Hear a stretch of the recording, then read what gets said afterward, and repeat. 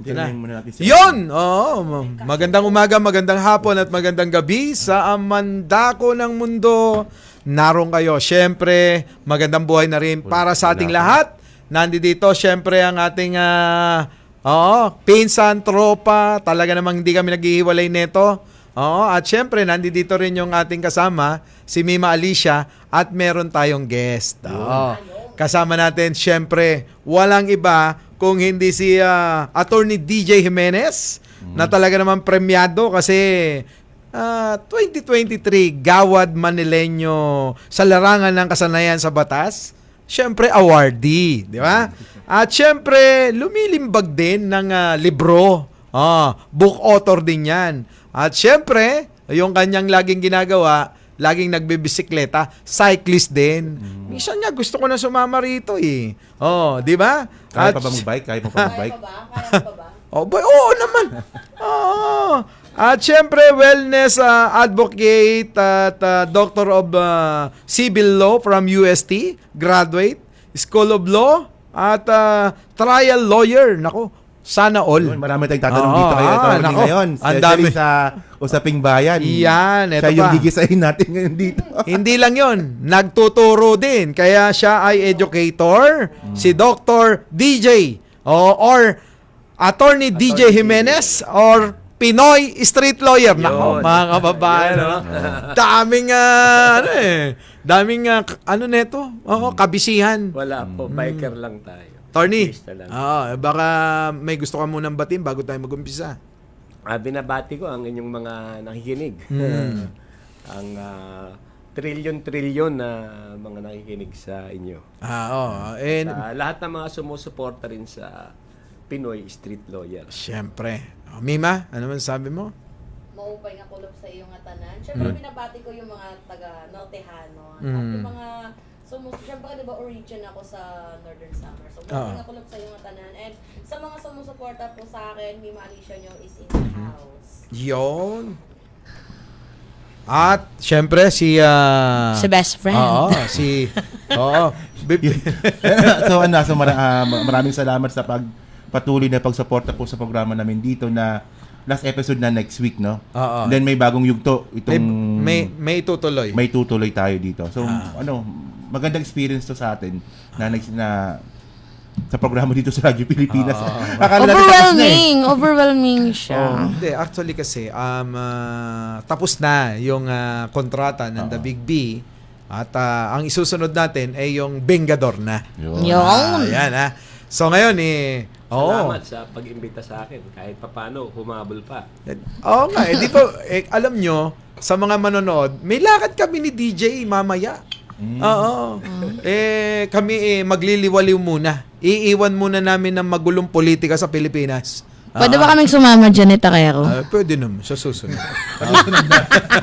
Sa susunod na. Isan, kasi ito, no, merong mainit ngayon na... Actually, marami tayong mainit na issue ngayon. Na issue, no? Unang-una, ito na nga isang coronel, no? Na nasa Armed Forces of the Philippines. Ito ano pala ito? Educator Nagtuturo pala itong si Odi Manggao. Munggaw? Kasi ito kasi ba yung kapatid ko kasi official din ng AFP, no?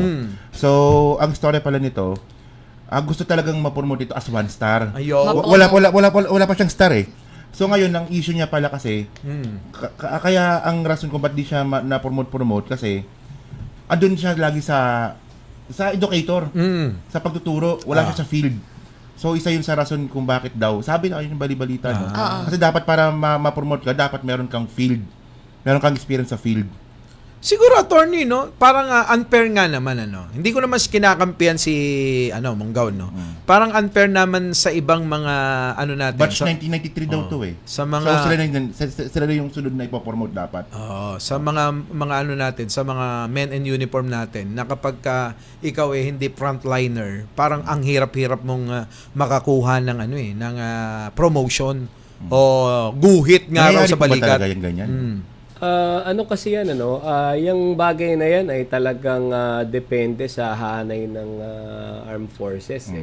Ang kaibahan lamang siguro nito kasi hindi kagaya sa aming mga abogado, ang Korte Suprema ay malinaw ang definition ang expanded definition ng practice of law. Sa amin, ang practice of law, sakop niya ng pagtuturo, sakop niya ng pagpasok sa korte, lahat kung saan ina-apply mo ang iyong pagiging abogado, ang batas, sakop niyan yung So, practice. i-maximize nyo na lang po yan bilang Yung abogado. requirement na practice, sakop. Kaya sa military, yung active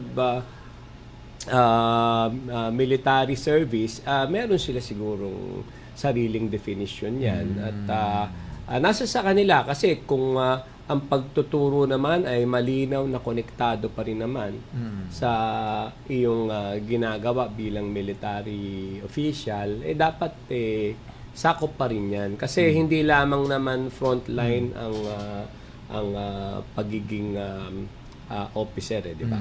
Pero attorney kasi yung tanong kasi dito, no?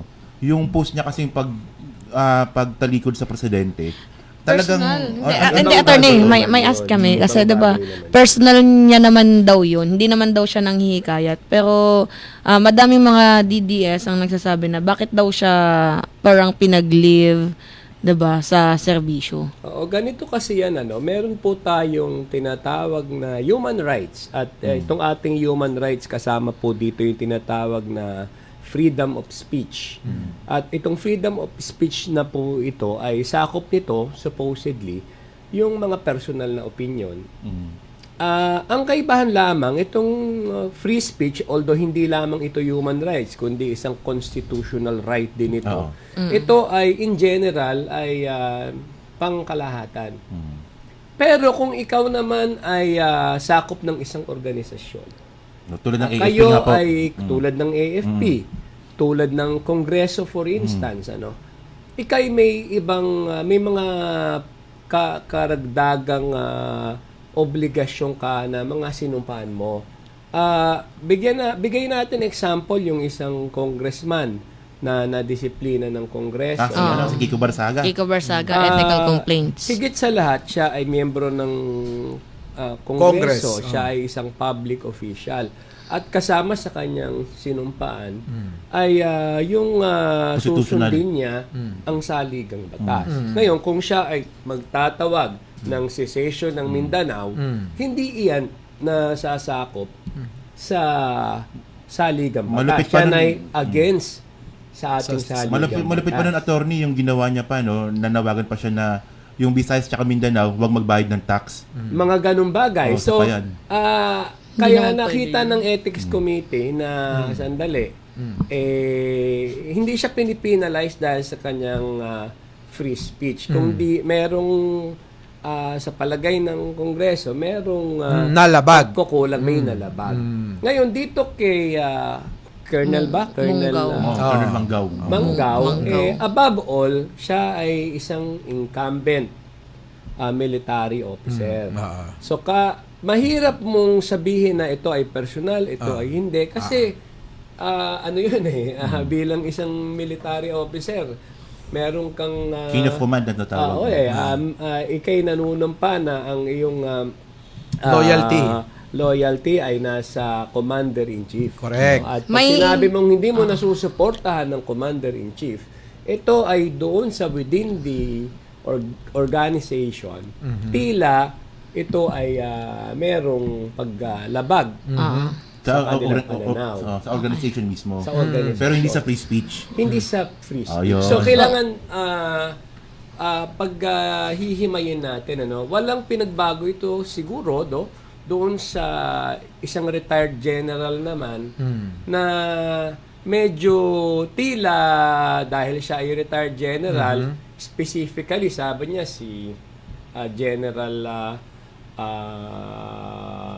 Bronner. Oo, tapos yung sa PNP and sa AFP, wag na kayong sumuporta sa presidente nating bangag. So, syempre siya bilang isang retiradong general, yung although pwede din yan sabihin na opinion ko lang yan kaya lang, retired general ka Si Pokis. Tapos, si Pokis.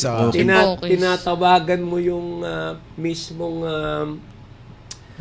head ng mga institution to withdraw yung kanyang support. So, yun, siguro nakita ng DOJ na tila paglabag. Pero hindi nangangahulugang guilty na siya. Kasi kailangan din niyang pakita naman sa korte na hindi, nadala lang ako sa aking damdamin, naging emosyon. So, hindi pa naman siya convicted. So, ito'y bibistahan. Kaya lang, dahil sa pagiging retired general na tinatawagan mo yung iyong kabaro, maaring doon siguro nakita yung tinatawag nating reasonable certainty of conviction o paminsan-minsan probable cause para siya ay kasuhan. So, yun po ay mga bagay na kailangan hihimayin po natin. Kaya naiiba naman kung halimbawa si Mike Cervera ang nagsabi na wag na natin supportahan si ganito. Okay lang yun. Siya naman ay isang private citizen. Tsaka madaldal talaga siya. So, attorney, ano po yung magiging implikasyon nito sa mga active military officer? Siyempre, kung ikaw ang aktibo, bawal talaga sa inyo mag-engage in politics Bawal talaga. Non-partisan kasi. Non-partisan Ang neutral. inyong obligasyon ay nasa taong bayan.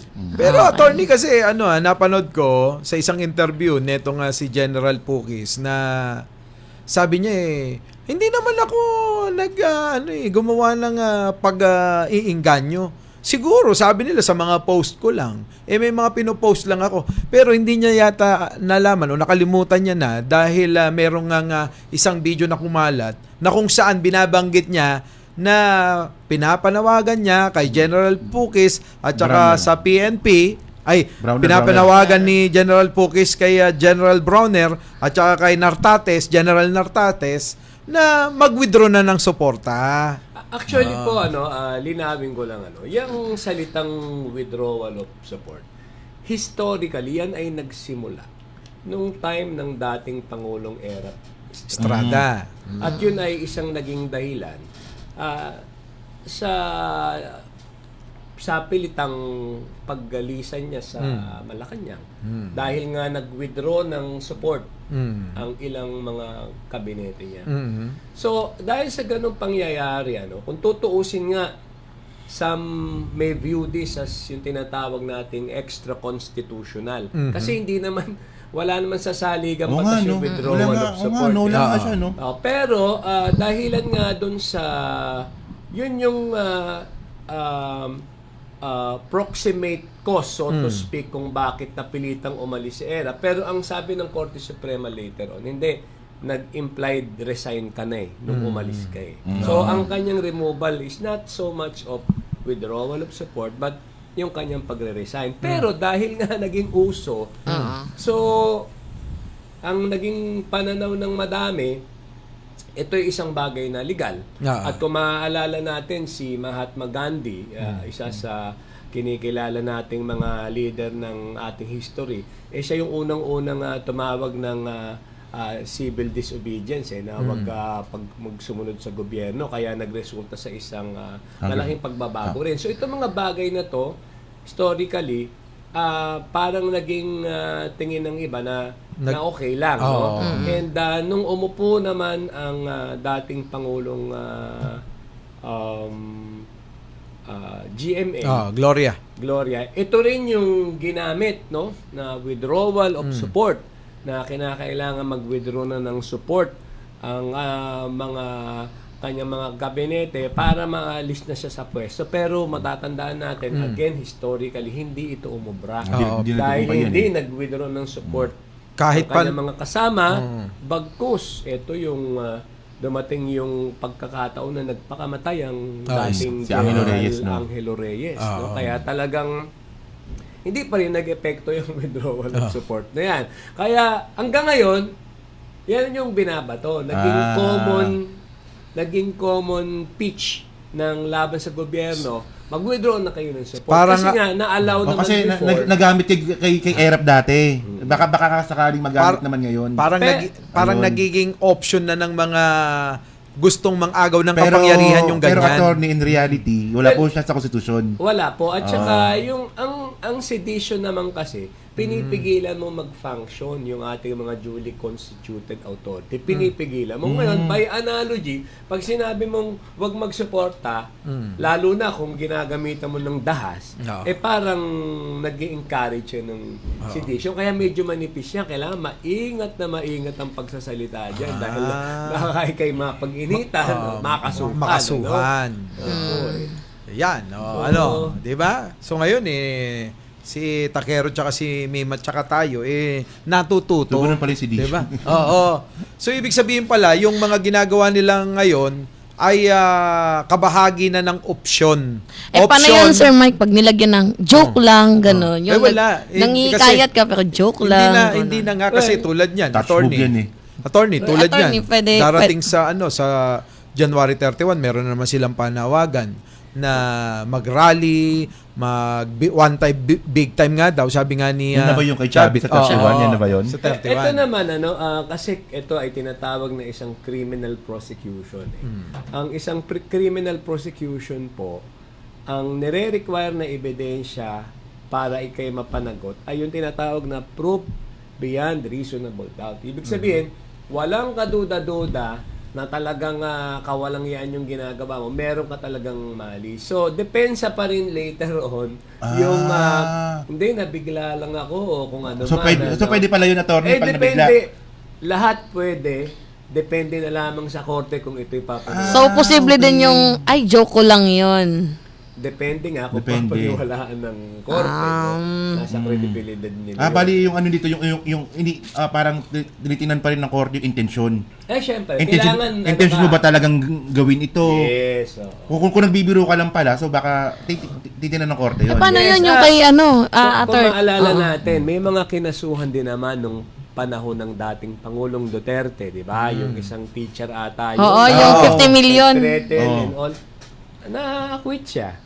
Dahil nga, kailangan proof beyond reasonable doubt. At gano'n na nangyari din kay Secretary De Lima o Senator De Lima. Hindi napatunayan planted kasi. yung reasonable doubt. Pero merong dahil bumigay ang testimonya, nag-withdraw. Kaya, pag-usapan din natin yung withdrawal ng testimony. Medyo magandang usapan din yan. Mamaya. Pero ito, may dagdag ako dyan. Merong mga napanagot, attorney. At merong mga nabigyan ng amnesty tulad ni Senator Trillanes. Halos 7 taon yan din na nakulong dahil nga dyan sa paglaban kay Gloria dahil naniniwala siya sa paninindigan niya na talagang korap ang gobyerno ni Gloria Arroyo noon. Iba naman yun dahil talaga naman sila ay nag-rise up in arms. Sila ay tinake over nila ang isang hotel. So talagang malinaw na yun. Rebellion. Na rebellion. Talaga yun. Kaya sila ay hindi sila inakwit actually. Kung hindi, sila ay amnesty. Walang visa ang kanilang in-amnesty ni ni Pinoy, di ba? In-amnesty ni Pinoy, binawi ni Pangulong Duterte before. At sinabi ng Korte Suprema I'm not sure kung umabot ng Supreme Court o CA na mali daw. Mali yung ginawa ni... Na hindi pwedeng bawiin dahil dumaan sa legislative ata po yun So ibig sabihin ngayon talagang kung ako opinion ko lang ito kung sino yung nakaupo, yun talaga may power. Yun. Di ba? Ang pinakamatagal na nakasabihan, weather lang. Yeah! Kaya, paano yan? Taka lang parang kinabahan nata ako dun Bakit? Weather Ayun sa weather Pro-admin tayo, paano pag hindi na?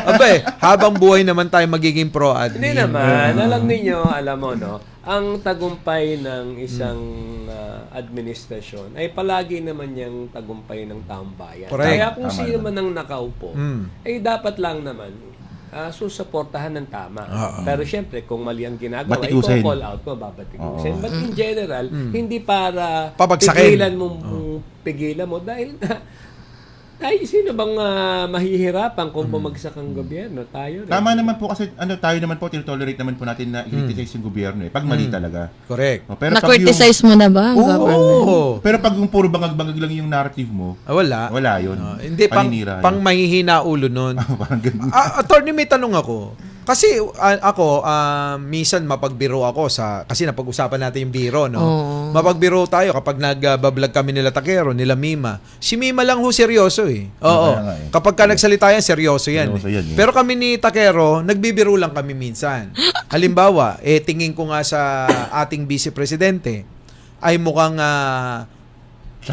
baklang boksingero. O, Chucky. Tingin ko parang ang ano niya, 'di ba? Ang brusko niya na para bang bakla na ready sa bakbakan kay Pacquiao.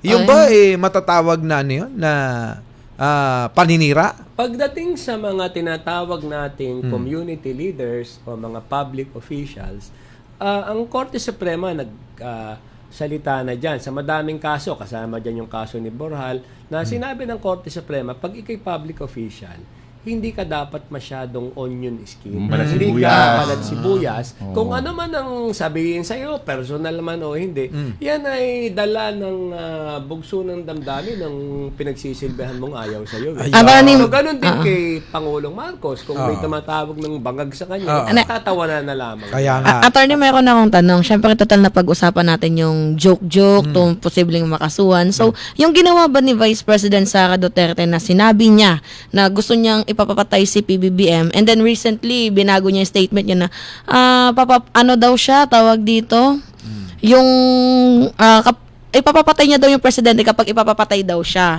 Pero sinabi niya, 'di ba? Oo. Yun, yung pagbabanta niya. Pagbabanta niya. Pero 'di ba, attorney yan Crime from the grave, yung sinasabi ni ano. Pero Kaya lang kasi siya ay impeachable officer. Yan. Ngayon bilang impeachable officer, hindi talaga uobra na makakasuhan ka man sa korte. Kasi pag impeachable officer ka, hindi ka pwedeng tanggalin directly or indirectly by any other means maliban sa impeachment proceedings. So, technically, kung halimbawa nakakomit ka ng isang krimen na ang penalty dito, removal from public office, hindi pwedeng ang gagawing ruta yung criminal case para matanggal ka dahil impeachable officer. So, ibig sabihin, attorney, paano yung sa ombudsman? So, hindi... Pwede sila mag-imbestiga, pero whether makakasuhan ng kriminal, ay impeachable officer nga. So, kailangan mo lang palang matapos siya sa Pwede termino. siya for Yan. purposes of impeachment, pwede naman mag-imbestiga. So, So, par- impeachment pa rin talaga. So parang presidente pala ang vice-presidente. Kasi sa saligang batas kasi, whether it's BP Sara o kung sino man yung mai-elect, yan ay isang binigay natin Alam mo, ang saligang batas, ang pinaka-author nito ay walang iba kundi ang taong bayan. So kahit pabor man sa ayaw mong tao o hindi, kailangan nating respetuhin yun dahil yan ay nasa saligang batas. Yan ang hindi nagagawa ng mga DDS, yung rumispeto. Pero Ganun din ang Pangulong Marcos. Kung ayaw mo, i-file mo ng impeachment. Pero yung tanong ko lang din kasi case. medyo interesting doon sa impeachment Kasi, so ngayon, di ba may nag-file din ng kaso kay kay BP Sara sa korte mismo So kailangan niya munang mapa-impeach muna bago mag-proceed yung kaso na yon. So tama nga ako na Parang hindi talaga po pwedeng kasuhan si Sara Duterte So ano yung basta-basta. kinakatakot ni Amy na ano? Hindi pwede Kaya yung nga, shortcut. yung para bang parang presidente rin na antayin muna natin na hindi na siya bise bago natin siya Kasuhan sa sa korte. Kasi nga, it's a very tricky issue dahil nga impeachable officer. Ngayon, pagka kinasuhan mo ng isang anti-graft case, ang penalty sa isang anti-graft case, kung makonvict ka, is perpetual. removal and perpetual disqualification. Paano mo gagawin yun? Impeachable officer nga. Kaya nga. So, ngayon So wala pang jurisprudence para sa ganun, no? Wala pa, no? May mga i-check ko lang. Medyo hindi ko pa na-research. Kasi parang kung parang meron ngayon pa lang dating, nangyayari ako sakali bihira pa kasi yung ganung pangyayari. sitting president o vice president na kasuhan. Pero madami yung mga presidente na kinakasuhan nga, impeachable officer. Immune from suit naman na tinatawag. May tinatawag tayong immunity from suit na generally sa presidente lang. Pero vice president, pwedeng sabihin wala siyang immunity from suit. Pero, since impeachable officer siya, pwede mong i-argue yun. So, it becomes a question of law. Attorney, di ba meron pong nai-archive na 7 article of impeachment? Tapos, meron po ngayon mas may idadagdag pa daw yung kay Ramil Madriaga. Sa tingin mo, attorney, ano po yung much better? Yung nai-archive or yung panibagong isinusulong na impeachment? Attorney, bago Ngayon. mo sagutin yan, napakaganda ng tanong ni Mima. Kaya lang inabot tayo ng ating break. maghahanap buhay muna tayo sa babalik tayo makaraan ng ilang sandali.